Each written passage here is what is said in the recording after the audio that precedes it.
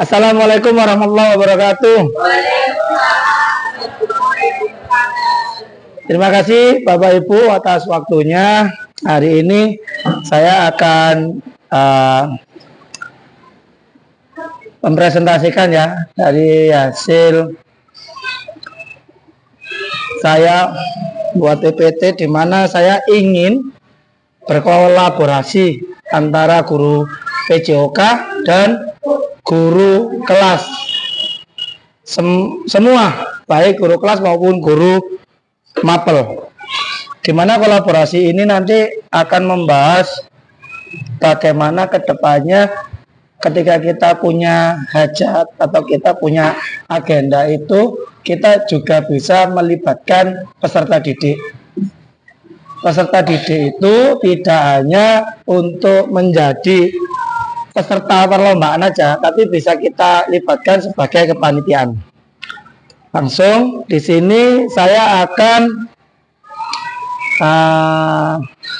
apa namanya ini, menggugah itu ya, membangkitkan gairahnya anak-anak terhadap permainan tradisional. Sedangkan kita sendiri itu sudah memiliki aset, sebenarnya aset perlengkapan.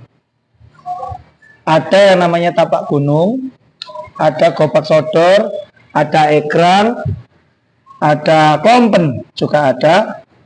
Itu juga ada tarik tambang juga. Harusnya itu bisa kita lakukan.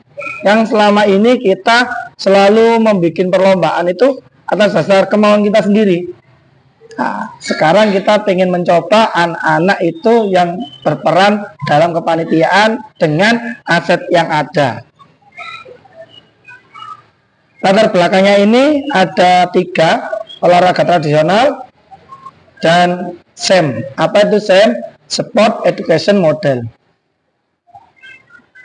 Latar belakang yang pertama, olahraga tradisional merupakan budaya yang tak ternilai harganya, namun seiring berjalannya waktu, keberadaan olahraga tradisional semakin terpinggirkan oleh modernisasi.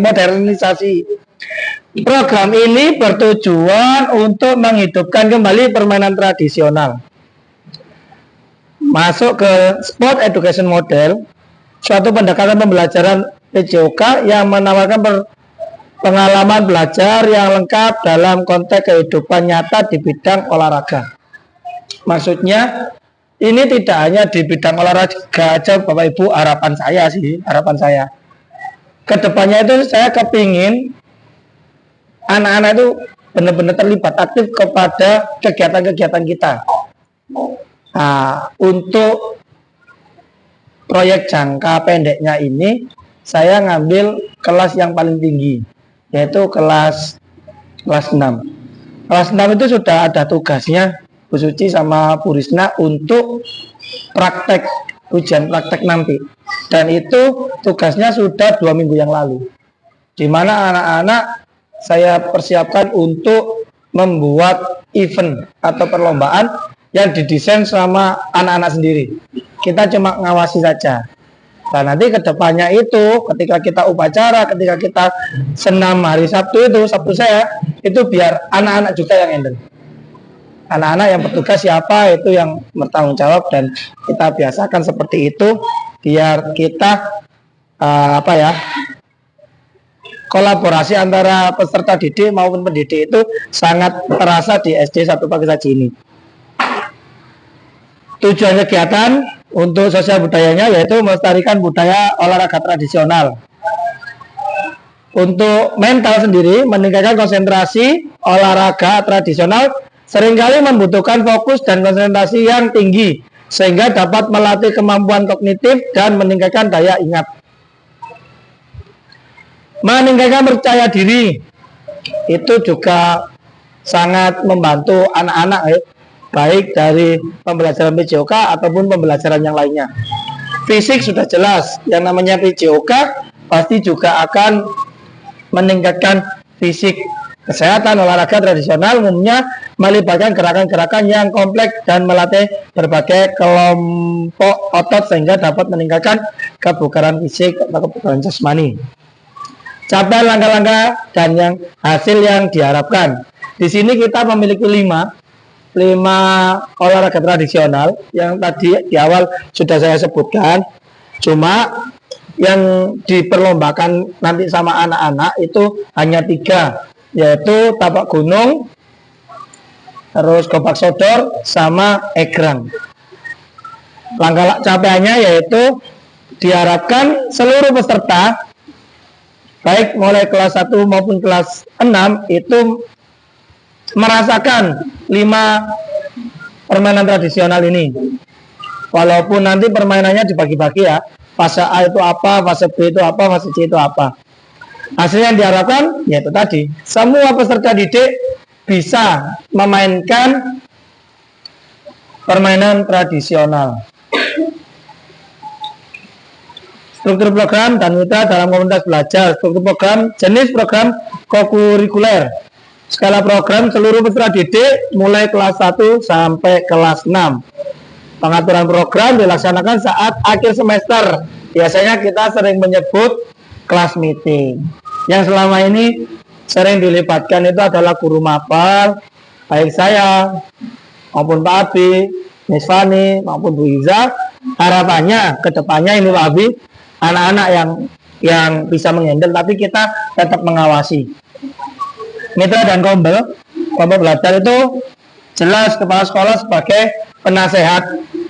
Guru mapel berdiskusi bersama untuk mengembangkan materi penugasan dan evaluasi. Nah, ini sebagai guru mapel kita cuma pendampingan aja,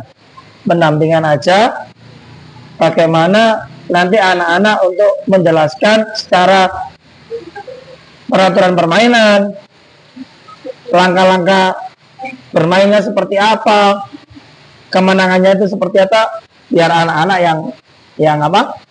yang melakukan dan membuat. Guru kelas berdiskusi bersama dalam mengembangkan konten untuk presentasi kompel dan pelaksanaan SEM kepada peserta didik. Dan ini pun bisa dimanfaatkan oleh guru kelasnya masing-masing yang selama ini kita bisa berjalan itu ya, piket anak-anak sudah tahu jadwalnya piket seperti apa, kita anaknya langsung melakukan. Untuk kedepannya kita rangsang untuk yang lain selain piket. Apapun itu, kegiatan apapun itu di kelas, biar anak-anak bisa mengkondisikan masing-masing, biar kita juga enak juga, dalam artian bukan enak kerjanya ya, tapi kita bisa mempelajari anak-anak bagaimana struktur organisasi itu. Karena kan nanti anak-anak setelah dari SD kan mesti di SMP itu ada OSIS. Kita belajari mulai sejak dini anak-anak itu bagaimana menghadapi lingkungan yang ada. Kapasitas yang dimiliki sekolah, sumber daya manusia, seluruh warga sekolah, baik pendidik, peserta didik maupun komite dan kawan-kawan. Lingkungan dan fisik halaman sekolah yang sudah ada gambar, baik tapak gunung maupun gobak sodor. Jadi di lapangan itu kita maksimalkan, dan fasilitas yang ada di sekolah ini ya kita harus maksimalkan sebaik mungkin agar anak-anak itu bisa tetap bermain dengan maksimal. Alat ada, kita ada egrang, ada mic yang di luar ya, yang di luar gambar yang ada di lapangan itu kita ada egrang, ada mic, ada sound system. Aset itu sudah ada semua, tinggal anak-anak mau nggak menggerakkan. Selama ini kan anak-anak masih kita ingatkan ya, ayo Tokno, Sone, minta tolong ambilkan. Nah, mulai sekarang kalau bisa anak-anak dirangsang, kalau waktunya Senin ya upacara, siapa tugasnya siapa. Misal yang bertugas kelas 6A, berarti seluruhnya, baik menyiapkan peralatan, menyiapkan barisan kalau bisa. Ini kita pelan-pelan. Nanti berikutnya kelas 6B, 5A, 5B, yang penting kelas besar. Kita ajari biar anak-anak terbiasa. Nanti di Sabtu Sehat pun juga seperti itu. Siapa yang saat ini tugasnya, itu anak-anak biar bisa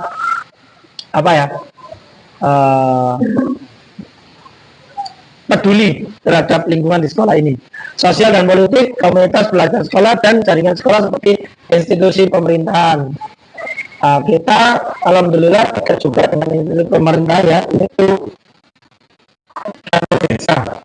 Kita kalaupun tidak bisa menggunakan halaman sekolah outdoor, kita juga bisa menggunakan indoor. Karena kalau saya lihat di kantor desa itu ada yang namanya aula yang bisa dibuat bulu tangkis ataupun olahraga yang lainnya. Agama alhamdulillah dekat dengan musola. Finansial di sini kenapa kok dana pos? Enggak semerta-merta seluruhnya dengan dana pos gitu. Tadi kan anak-anak itu membuat proposal sendiri, sudah saya sampaikan. Kamu buat proposal. Siapa yang membuat proposal? Sekretarisnya. Nanti sampaikan sama Pak Imawan. Untuk apa ini Bapak Ibu? Untuk pelaksanaan perlombaan ini. Misal dari hadiah itu kita bisa mengcover, terutama saya sih selaku yang menyampaikan tugas kepada anak-anak.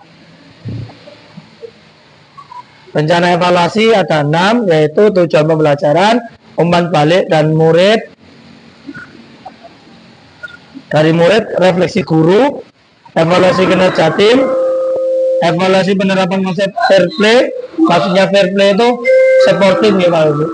Anak-anak itu mengetahui nilai-nilai sportif di dalam keolahragaan, baik aturan dari permainan yang akan disajikan maupun permainan yang lainnya, olahraga yang lainnya. Yang terakhir yaitu evaluasi manajemen kelas dan pengelolaan waktu, efektivitas murid yang terlibat